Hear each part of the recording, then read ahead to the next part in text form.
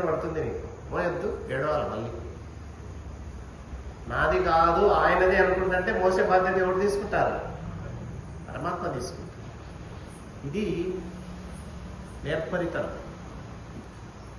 కాబట్టి చేసే కర్మ సత్కర్మ అయి ఉండాలి, ధర్మయుతమైన కర్మ అయి ఉండాలి. రెండవది నేను చేస్తున్నాననే భావంతో చేయకూడదు. మూడవది ఫలితాన్ని ఆశించకుండా చేయండి.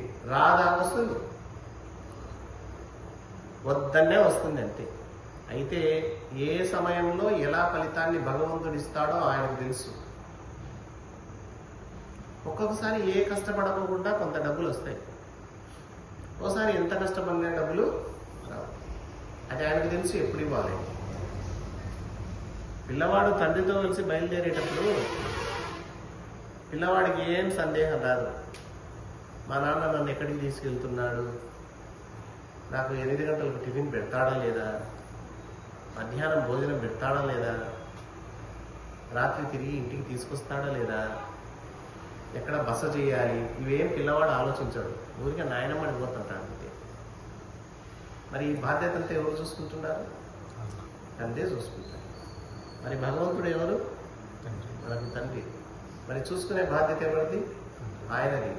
మరి మనం పిల్లలం, మనం ఎందుకు ఆలోచించాలి? ఎక్కువ బుర్ర పాడు చేసుకోవాల్సిన అవసరం వచ్చింది. పోనీ తెల్లవారుదలు ఆలోచన చేసిన సమస్య పరిష్కారం ఏమైనా దొరుకుతుంది? ఆయనకు చెప్పండి, స్వామి నా సమస్య ఇలా ఉంది, నీవే తీర్చు, ఎట్లా తెలుసావు నాకు తెలియదు. భారం ఆయనగానే వేయాలి. ఇది కర్మయోగంలో ఉన్నటువంటి రహస్యం. ఫలితాన్ని ఆశించకుండా, నేను చేస్తున్నాననే భావన లేకోకుండా మంచి కర్మలు చేసుకుంటూ జీవిస్తూ పోతే ఒక తరగతి పాస్ అయినట్లు మనం. ఇది అందరం పాస్ అవ్వాలి. మొదటి తరగతి ఖచ్చితంగా ఇది అందరం పాస్ అవ్వాల్సిందే. ఈ నిష్కామ కర్మయోగం చేయకోకుండా నీవు భక్తిలోకి వెళ్ళలేవు. వెళ్ళినా సరైన మార్గం దొరకదు. నిష్కామ కర్మయోగంలో పాస్ అయితేనే, ఉత్తీర్ణత సాధిస్తేనే భక్తి యోగంలో దొరుకుతుంది. ఆ భక్తి యోగం అనే తరగతి పాస్ అయిన తర్వాతనే జ్ఞానం దొరుకుతుంది. చాలా మంది నేరుగా జ్ఞానానికి వెళ్ళాలనుకుంటారు, కానీ అక్కడ సరైనటువంటి ఫలితం నీకు రాకపోతే కింద పునాది సరిగా లేదు.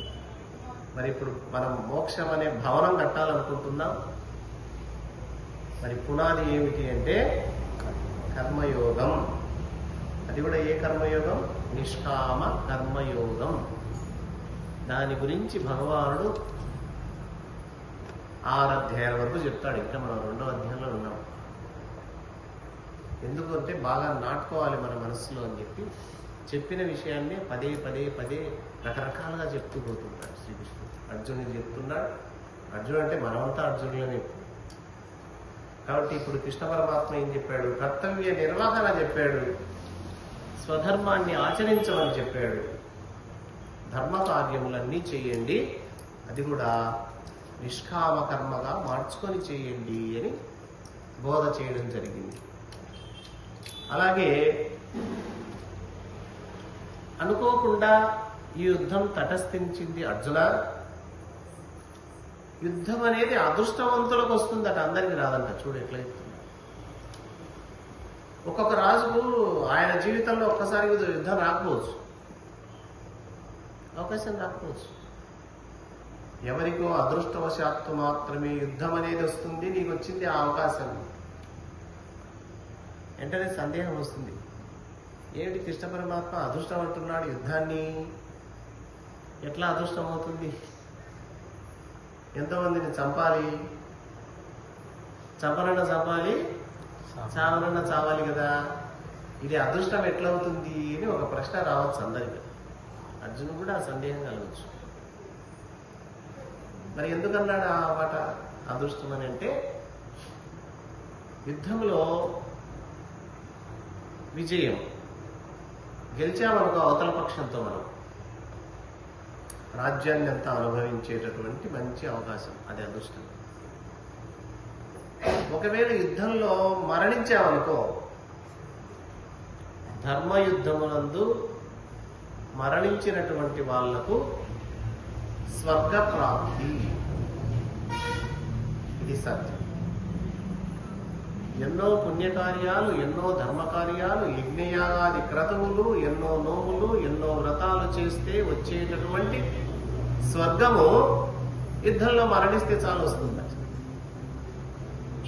మరి మేలే కదా. విజయమా వీర స్వర్గమా ఇంకేమంటారో చెప్పేశారు. మరణిస్తే ఆ వీరులకు స్వర్గం, జయం పొందారా రాజ్యభోగం. కాబట్టి అర్జున, అదృష్టం నీ తలుపు దక్కిందయ్యా, నువ్వు యుద్ధాన్ని ఖచ్చితంగా చెయ్యి అన్నాడు. దీన్ని రెండవ అర్థంలో తీసుకుంటాం.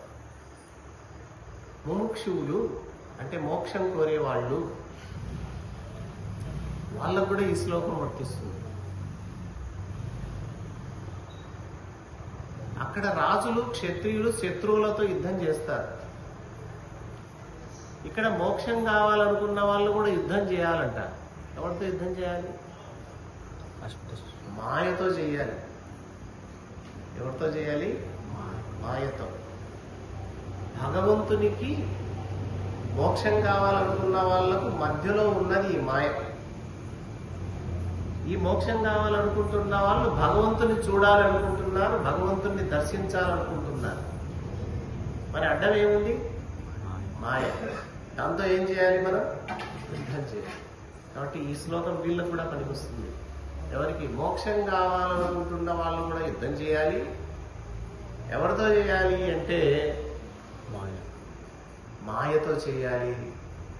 మాయను జయించాలి. మాయను జయిస్తే భగవత్ ప్రాప్తి లభిస్తుంది. ఒకవేళ మాయ చేతిలో ఓడిపోతే స్వర్గ ప్రాప్తి లభిస్తుంది.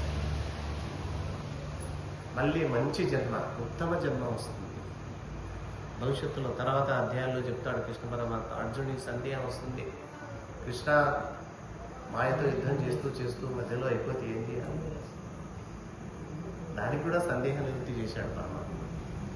కాబట్టి అర్జున, యుద్ధం ఖచ్చితంగా చెయ్యి. ఈ యుద్ధం ధర్మబద్ధమైనది.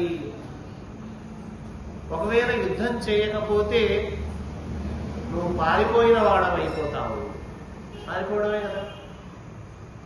మరి పారిపోతే యుద్ధం నుండి ఆ రోజుల్లో అది కీర్తి కాదు, అది అపకీర్తి. ఒకవేళ యుద్ధం చేయకుండా తప్పించుకొని పారిపోయావా, నీకేమొస్తుంది? అపకీర్తి పాలైపోతావు. అంతకంటే మహాపాపం ఏముందయ్యా? పాపం చేయకపోయినా చేసినట్లే. మంచి కార్యం చేస్తూ చేస్తూ వెనకడుగు వేయకూడదంటే ఎప్పుడు గుర్తుంచుకోండి. ఒక పుణ్యకార్యం చేయాలనుకున్నప్పుడు ఆ కార్యాన్ని చెడగొట్టిన వాడు మహాపాపి. అవకాశం ఉండి కూడా చేయకపోవడం కూడా మహాపాపం. బాగా గుర్తుంచుకోవాలి. ఎవరైనా సత్కర్మ చేస్తున్నారంటే చేతనైతే ఆ వ్యక్తికి సహాయం చేయండి. ఆ పని చెడగొట్టడానికి పొరపాటు కూడా ప్రయత్నం చేయకండి దయచేసి. అది మహాపాపం. ఇక్కడ కూడా అర్జున, యుద్ధం చేయకుండా పారిపోతే అది నీకు మహాపాపం అవుతుంది, అపకీర్తి అవుతుంది. ఇది చూస్తే లోకమంతా నిన్ను మెచ్చుకుంటుందా? ఎవరు మెచ్చుకోరు. నీ యొక్క చేతగానితనాన్ని, నీ దౌర్భాగ్యాన్ని గురించి మిగతా రాజులంతా ఎలా చెప్పుకుంటారంటే చాలా హేళనగా, అవమానంగా చెప్పుకుంటుంటారు. దానివల్ల నువ్వు బ్రతకడం కంటే మరణమే నీకు మంచిదనేటటువంటి భావనకు నీవు వస్తావు. కాబట్టి నీవు ఇప్పుడు ఎలా ఉన్నావు? గొప్ప మాన్య స్థితిలో ఉన్నావు, గొప్ప క్షత్రియ వీరుడి స్థితిలో ఉన్నావు. అర్జునుడు అంటే, సవ్యసాచి అంటే దేవతలకు కూడా ఒక మంచి అభిప్రాయం ఉంది. దేవేంద్రుడే అర్జునుడిని ఆహ్వానించి ఆతిథ్యం ఇచ్చినాడు. ఆయన యొక్క శక్తికి మెచ్చుకొని, అర్జునుడి యొక్క శక్తికి మెచ్చుకొని పరమశివుడే అస్త్రాలను ఇచ్చాడు. పరమశివుడిని మెప్పించి అస్త్రాలు పొందిన వాడవు, దేవతలను మెప్పించి దేవేంద్రుని దగ్గర ఆతిథ్యం పొందినటువంటి వాడవు, సమస్త రాజులలో పాలెగాడివి, ధనుర్ధారులలో మేటి అయిన వాడు అర్జునుడని పేరు తెచ్చుకున్నావు. ఈ రోజు నువ్వు పారిపోతే ఇంతకంటే అపకీర్తి ఏమన్నా ఉన్నదా? దీనికంటే చావడం మేలయ్యా అర్జున. కాబట్టి యుద్ధం చేయడం విషయంలో మాత్రం పొరపాటున కూడా నువ్వు వెనక్కి అడుగు వేయద్దు. తిరిగి వాడవై యుద్ధభూమి నుండి పారిపోయావని అందరూ అంటుంటే నువ్వు తట్టుకోగలవు ఆ భవిష్యత్తులో.